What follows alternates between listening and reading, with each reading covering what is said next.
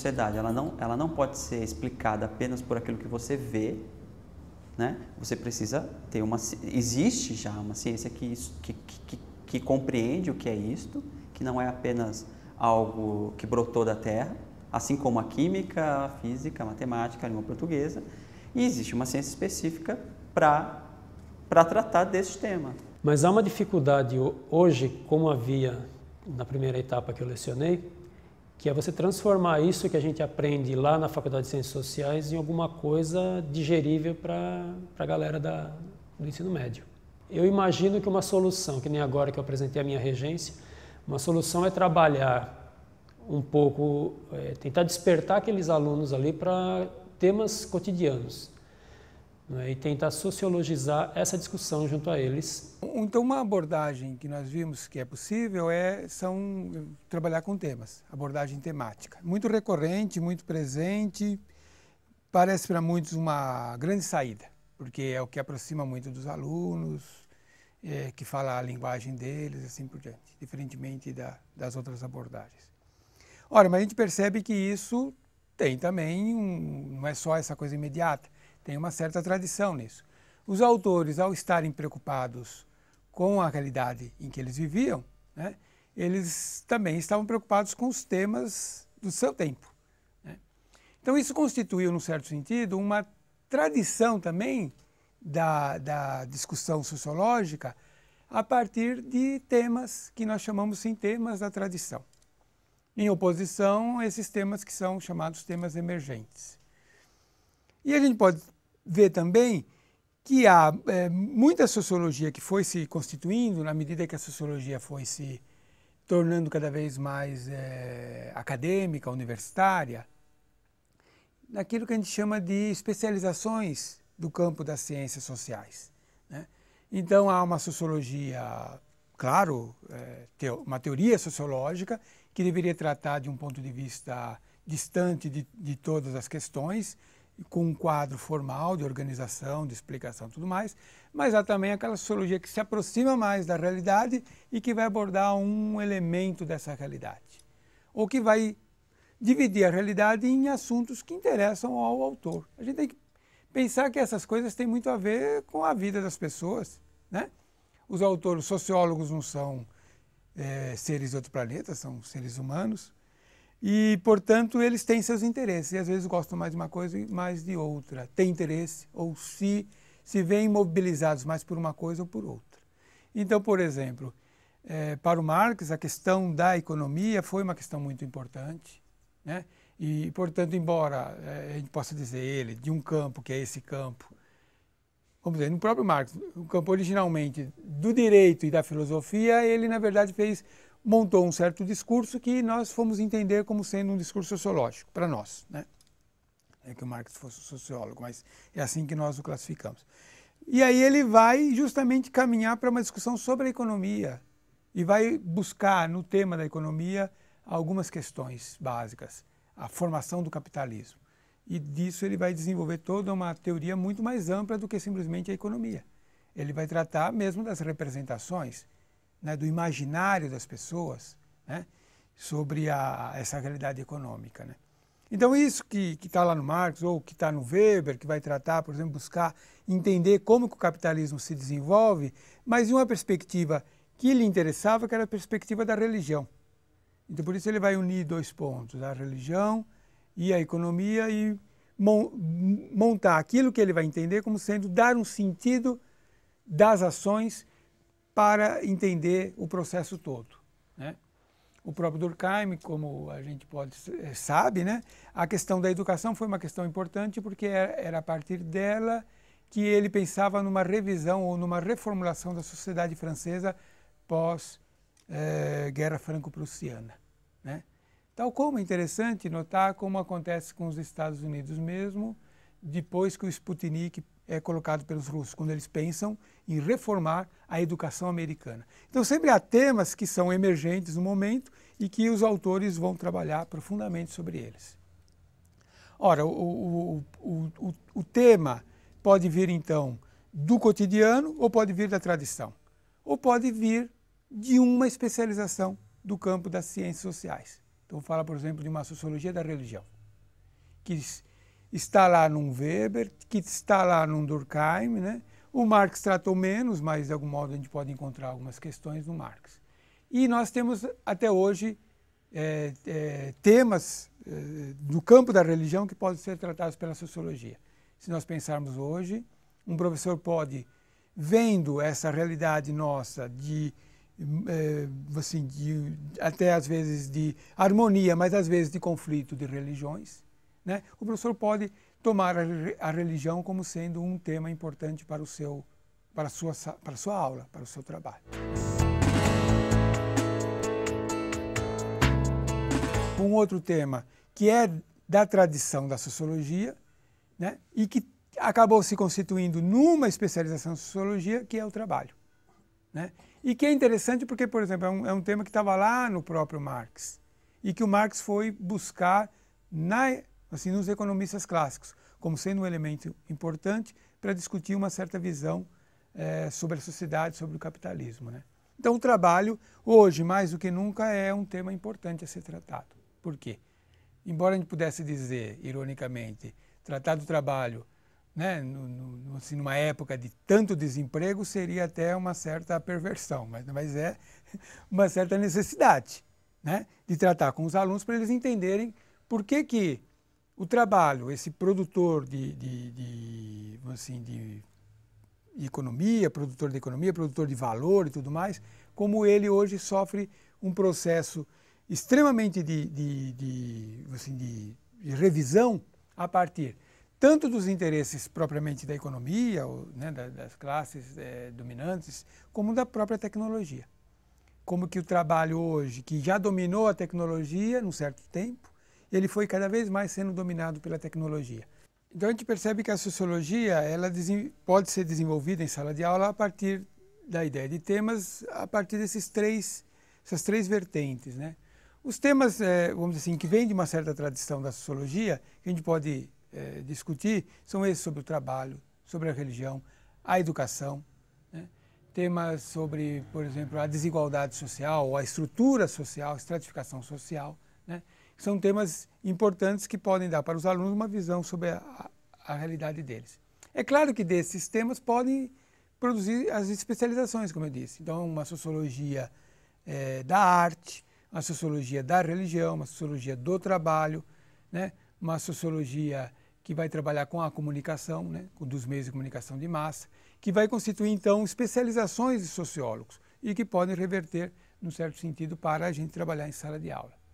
Do mesmo modo, uma certa ideia de temas que são mais emergentes, temas que são mais presentes no cotidiano e que, num certo sentido, até os alunos poderiam trazer, ou que aparecem aí nos jornais todo dia.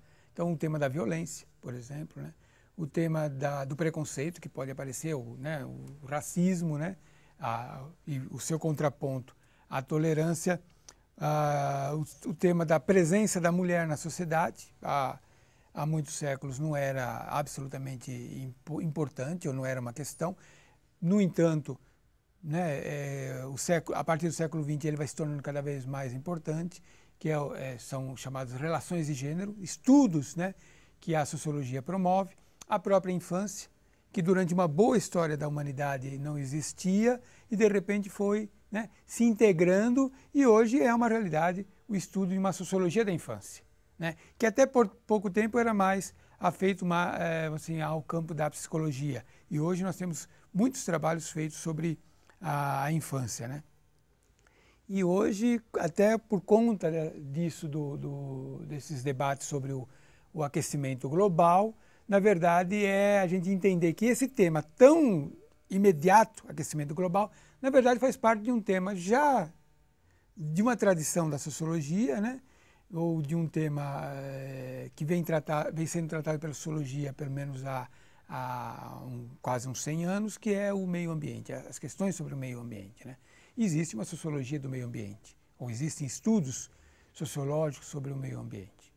O importante é pensar que esses temas, ou recorrendo a uma ideia de tradição, ou recorrendo à ideia de emergência, ou à especialização, pouco importa, isso não é muito importante, é uma boa entrada para tratar da sociologia. Claro que a questão que deve estar sempre presente é o cuidado, o rigor, a busca das informações nas teorias, o rigor da linguagem que vai produzir, então, uma conceituação, né, para fugir justamente daquela ideia de que o tema também é só opinião, né? Então, o tema é importante porque é alguma coisa que traz o aluno, né? Vem muitas vezes o próprio aluno, da realidade imediata do aluno, mas que pode sofrer e, a partir daí, o aluno perceber que assim, pode sofrer uma sistematização, uma organização. E isso refletir no modo como o aluno pensa. Então, aquele tema que veio do aluno, meio assim gaiato, meio assim de provocação, o aluno pode ter esse tema transformado em alguma coisa legítima, desde que o professor saiba trabalhar de legitimidade e dê um tratamento, né, no campo da ciência e no campo da linguagem científica, né, mostrando para o aluno que, olha, ele veio com um tema de um certo modo, mas ele vai sair com esse tema de um outro modo. E não só esse tema. Agora ele sai, isso que é mais importante, talvez não seja tão importante o tema em si, mas importante como foi o processo de tratamento do tema. Ou seja, o aluno agora sai pensando diferente. E olhando outras questões da realidade, agora, assim, com uma certa sistematização, uma certa elaboração. Não mais de um modo ingênuo, de um modo casual. Eu penso que, para concluir essa discussão sobre teorias, conceitos e temas, a gente poderia fazer mais algumas considerações. Talvez a primeira consideração seria levar em conta o que Roger Bastide, um sociólogo, antropólogo, um autor, enfim, francês, que conviveu aqui no Brasil, e diria talvez o mais brasileiro dos franceses desde então, dizia que no Brasil era muito difícil utilizar teorias, conceitos europeus, porque aqui a realidade era tinha muita fusão de situações. E afirmava que os conceitos das teorias clássicas podiam ser utilizados, mas aqui eles tinham que ter uma liquidez, ser conceitos mais líquidos, no sentido, inclusive, que está sendo empregado hoje por Zygmunt Bauman, que possa se espraiar mais, que ele tenha uma maior abrangência, para dar conta de processos de fusão, interrelações, que existem no caso brasileiro e que não existe muitas vezes na Europa. Então, essa talvez seja a primeira consideração que a gente poderia levar em conta.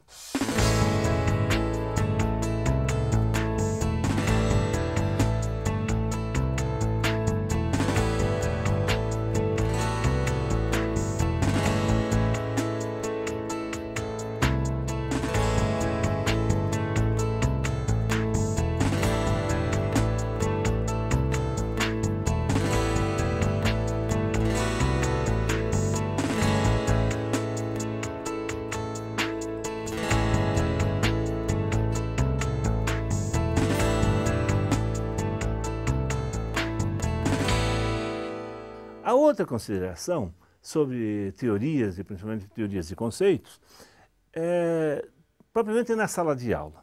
Como é que eu posso trabalhar na sala de aula com os alunos se eu quero fazer com que eles utilizem, eles aprendam um pouco de teoria?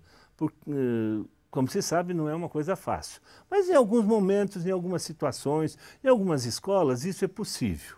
Então, poderíamos começar dizendo que, para se entender um autor, uma certa teoria, seria necessário reconstruir como que o argumento dos autores. Então, você pega um autor e ele vai dizer, olha, ele começa assim, depois ele faz isso, ele começa criticando umas posições, depois ele faz um movimento de analisar os conceitos de outros autores, depois ele propõe uma resposta a esses autores até que ele faça a sua proposta. Então, como é que cada autor caminha na construção do conceito? Parte do mais geral para o mais específico, certo? Parte do específico até chegar ao geral. Ou seja, cada autor tem uma certa forma de analisar, de construir o seu argumento. Então, esta é uma situação bastante peculiar dos autores. Aí o aluno pode entender, o autor A diz isso, o autor B faz assim, procedimentos argumentativos. Um segundo momento, que talvez seja até mais interessante para os alunos, depois conhecidas teorias, argumentos, é pegar e dividir, por exemplo, a sala de aula em 2, 3 blocos, conforme grupo de autores ou teorias. Vamos dizer, pegar as teorias clássicas, né? Uma visão dialética, uma visão compreensiva, dialética no Marx, compreensiva no Weber, funcionalista no Durkheim, com os autores, inclusive, contemporâneos. E aí se coloca uma questão e faz esse grupo de autores debaterem entre si. Não, mas é isso, não, pode ser não. O nosso grupo pensa que é desse jeito, de tal maneira que eles comecem a fazer confrontos entre autores. É óbvio que você pode fazer, você, professor, pode falar diretamente. Agora, se você envolver o aluno, é óbvio, sempre com o cuidado de dizer, olha, esse argumento, esse conceito está fora de foco, não é bem assim, corrigindo distorções que possam aparecer e normalmente vão aparecer.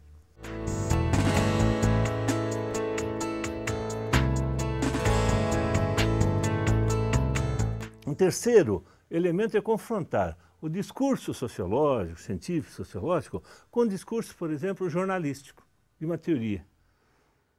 Às vezes se encontra nos jornais corruptelas de teorias.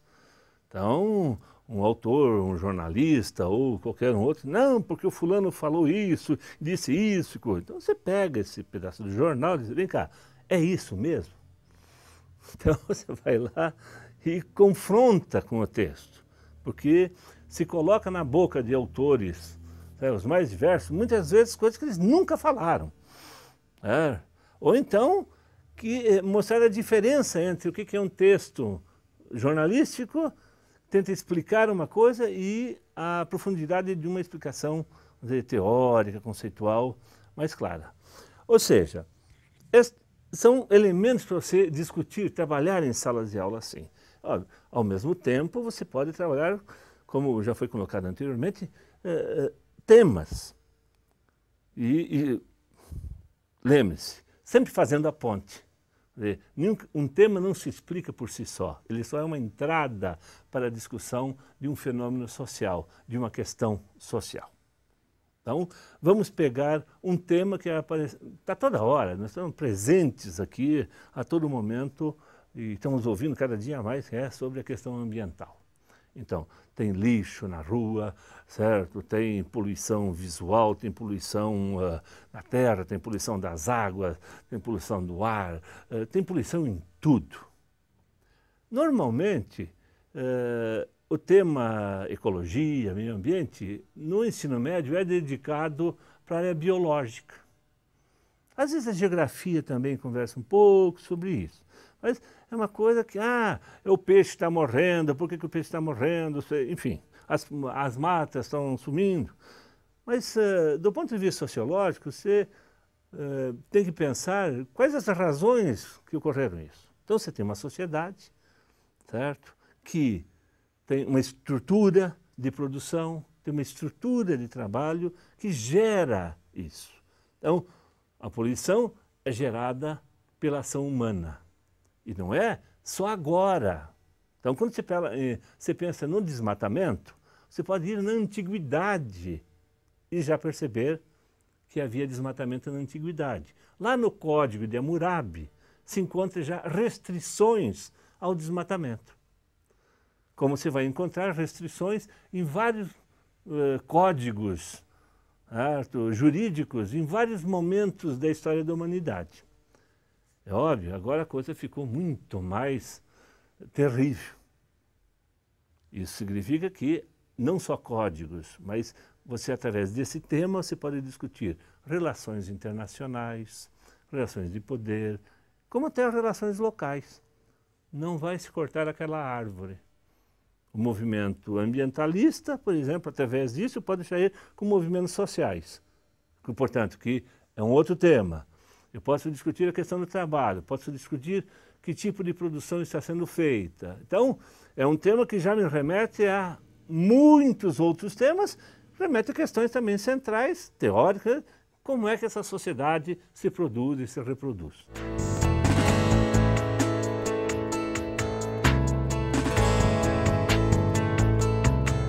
Muitas vezes, o professor chega em sala de aula e diz aos alunos: o que vocês querem discutir hoje?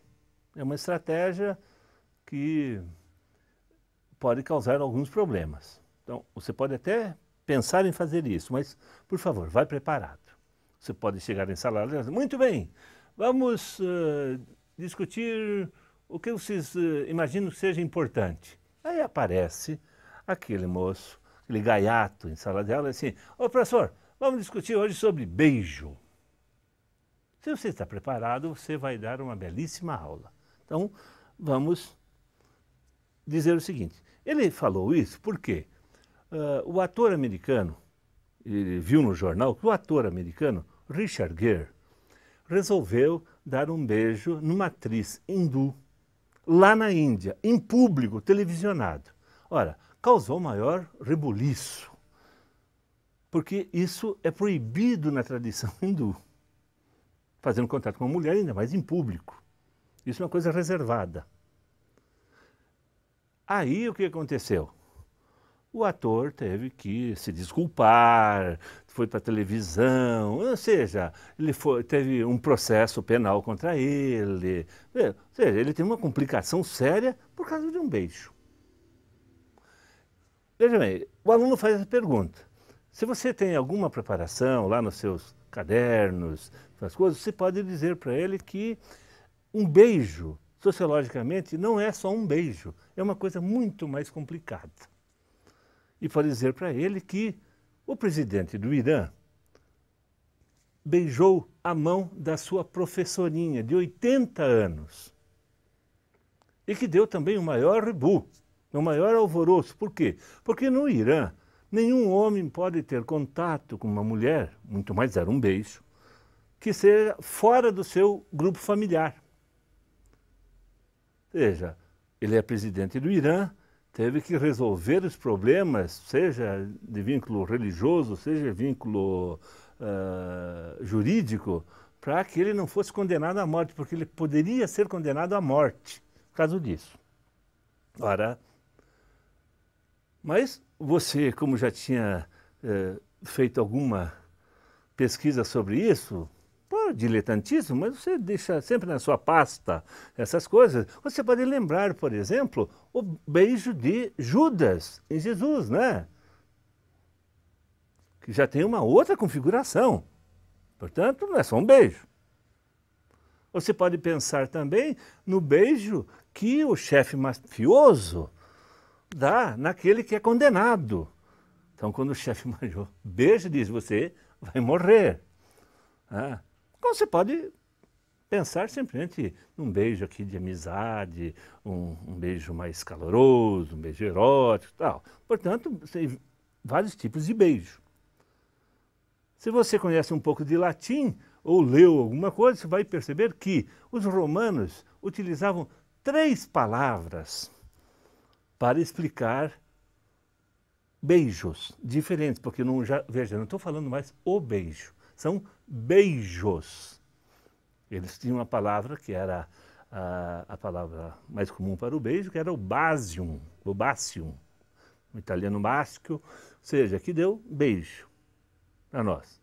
Esse beijo é um beijo amoroso, familiar, do irmão, carinhoso, da mãe, muito bem. Tem o ósculum, que no português nós temos ósculo também, que é o beijo do amigo, da amizade. Mas tem um outro tipo de beijo, que é o beijo erótico, que é o savium. Portanto, podem perceber que já a própria linguagem, no latim, você tinha 3 formas, são 3 tipos de beijo. Então, o beijo não é só um beijo. Ao você colocar isso para um aluno, você vai dizer: o beijo pode ter uma função política, que eu estou me lembrando agora, tem um outro tipo de beijo, aquele beijo que o Al Gore deu na sua mulher numa campanha política, dizendo assim, eu sou macho, certo? Eu faço isso. São expressões. Então você tem beijos políticos, né? Tem cumprimentos, beijos amorosos, beijos familiares, ou seja, o beijo é uma forma, portanto, de se relacionar.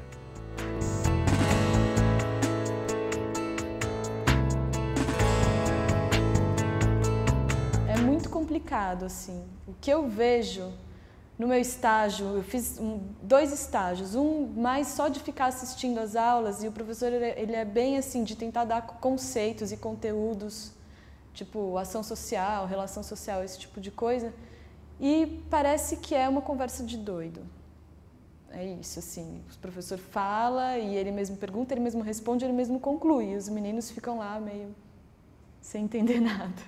Um ponto importante para a gente discutir e trabalhar com tanto professores quanto alunos é a ideia de formar o professor também. Nós estamos o tempo todo falando da formação do aluno, mas essa formação pressupõe um professor bem formado também, né? Um problema que nós temos é que a licenciatura no Brasil ela ainda é alguma coisa longe do ideal. Mas eu acho que trabalhos como esse que nós estamos desenvolvendo aqui, as OCNs, por exemplo, e mesmo o trabalho nas universidades, tem sido pelo menos um ponto de reforço, de desenvolvimento dessa formação. É importante dizer que, dada aquela intermitência, essa situação em que a sociologia é muito especial, particular, né, a situação histórica dela, nós não temos muita pesquisa desenvolvida sobre ensino e sociologia.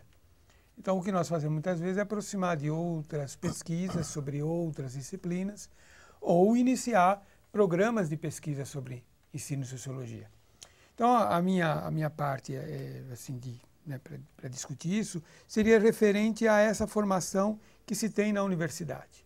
Ali o que a gente faz é tentar aproveitar mesmo, eu acho que é importante dizer, esses conteúdos que eles aprendem no bacharelado e assim, adequá-los, de modo que os alunos possam, é o caso dos meus alunos que estão concluindo o curso, né, nessa época do ano, de preparar programas de curso, né? E isso eles fazem com base nessas informações que eles têm. Eles estudam, analisam livros didáticos que eu trago para eles terem conhecimento, analisamos as propostas curriculares e eles têm essas atividades de estágio em sala de aula, diretamente com professores das escolas, rede pública e privada. A partir disso, eles devem pensar, isso depende muito de interesses deles também, né? Porque não existe ainda um programa único, né? Depende muito de visão, de gosto, de interesse, de algo em que eles estejam melhor preparados para eles desenvolverem, então, uma proposta de curso. Na prática de ensino, isso é uma ideia, assim, é uma coisa que eu penso e também realizo um pouco nas aulas. É que, para os alunos, eu acho que é interessante começar um curso pela sua história, né? Pela sua história. Afinal, a sociologia, as ciências sociais tem uma história, tem um contexto em que ela se desenvolveu, surgiu, e já surgiu por natureza fragmentada, né? No mesmo período histórico, do final do século XIX, início do século XX, você já tinha 3 perspectivas sociológicas já consolidadas, e então explicar para o aluno, partir do zero mesmo, né? Fazer um curso num primeiro bimestre de sociologia zero, para falar, olha, essa aqui é a ciência que estuda a sociedade tal como conhecemos hoje. Essa sociedade moderna que, digamos assim, se desenvolveu nos últimos 150 anos, 200 anos. Então, acho que é partir por aí e aí depois aprofundar em temas. Olha, eu penso a pesquisa como uma coisa importante para esses alunos entenderem o próprio mundo que eles vivem. Por exemplo, uma pesquisa que sai no jornal. saem as tabelas, gráficos, saem dados. E às vezes os alunos não sabem como esses dados são construídos, de onde eles vieram. Aí lê a pesquisa, né, a revista, o jornal, a matéria, e fica sem saber muito como avaliar o que aquilo está dizendo ou não está dizendo. Então a ideia é mostrar para eles o que é uma pesquisa, como é que se vai atrás de uma fonte bibliográfica, como é que se constrói um dado, o que é uma pesquisa estatística, o que é uma pesquisa de opinião, o que é uma pesquisa de mercado, o que é uma pesquisa sociológica, uma pesquisa acadêmica. Então acho que é para dar a eles essa noção do que é a pesquisa, como elas aparecem na mídia, até para poder ler essa mídia e entender, né? Agora, eu entendo também que boa parte da formação do professor vai se dar na prática, pelo menos nos primeiros anos de prática. É quando eu acho que, de algum modo, se conclui um processo de formação, né? A gente começa, dá algumas bases, e aí mais um tempo de prática, e eles já podem, então, encaminhar e aí fazer as escolhas deles de um modo mais livre, mais autônomo e com interesses e concepção do que é ensinar sociologia, que a gente não pode resolver isso para eles. É uma coisa que eles, de algum modo, têm que fazer escolhas, que eu acho que faz parte também da própria autoformação, né? Porque só a tradição parece que fica um pouco descontextualizado. Então, por exemplo, você pega um tema de trabalho, é inerente trabalhar com Marx, né? Está imbrincado trabalhar a ideia de exploração do capital e assim por diante. Família, você acaba inevitavelmente tratando um pouco até, você trata alguns aspectos até um pouco do ponto de vista um pouco até com Durkheim. Então aí você começa a falar sobre política, inevitavelmente o curso de sociologia tem um tema que é ligado à política, seja porque sempre tem eleições, então aí você vai trabalhar com poder, você vai trabalhar com Weber e assim por diante. Então você vai trabalhar alguns temas sempre em correlação. Alguns temas em contraposição vão fugir um pouco, né? Por exemplo, você vai trabalhar arte, você pode trabalhar com Bourdieu, que é um clássico, você pode trabalhar com Bastide, mas pode trabalhar com outros também mais recentes, e assim por diante. Você vai trabalhar com a questão dos negros, você vai trabalhar com Florestan Fernandes. É inevitável, mas trazer alguns temas de jornais, né, também de revista, então fazer um pouco essa aproximação, esse afastamento, né? É um pouco isso que eu penso. Porque não só pelos dados que a gente tem aí de analfabetismo propriamente dito dessa moçada do ensino médio, que o próprio MEC coloca, né, 41% dos alunos do ensino médio são semi-alfabetizados, né? Então é pesquisa do próprio Ministério, né? Mas quando você está na sala de aula, se você quer dar um texto, como a gente vê muitos alunos da graduação querendo ir para a sala de aula do ensino médio fazer isso, pegar um texto, um clássico da sociologia e dar para os alunos ler, é um caminho fadado ao fracasso. Há ainda que acrescentar na questão da formação dos professores algo que é recente em algumas universidades, que é a criação de laboratórios de ensino de sociologia ou laboratórios de ensino de ciências sociais. É uma certa inovação no sentido de que diversos professores se reúnem na universidade em torno do curso para fazer a ponte entre a escola pública ou a escola do ensino médio e a universidade. Então, há um caminho de duas vias. Os alunos da universidade podem ter um contato mais direto com os professores que já estão no trabalho, os professores da rede que estão lá. Então, há um elemento de interação entre uma prática concreta e alguém que está querendo desenvolver essa prática.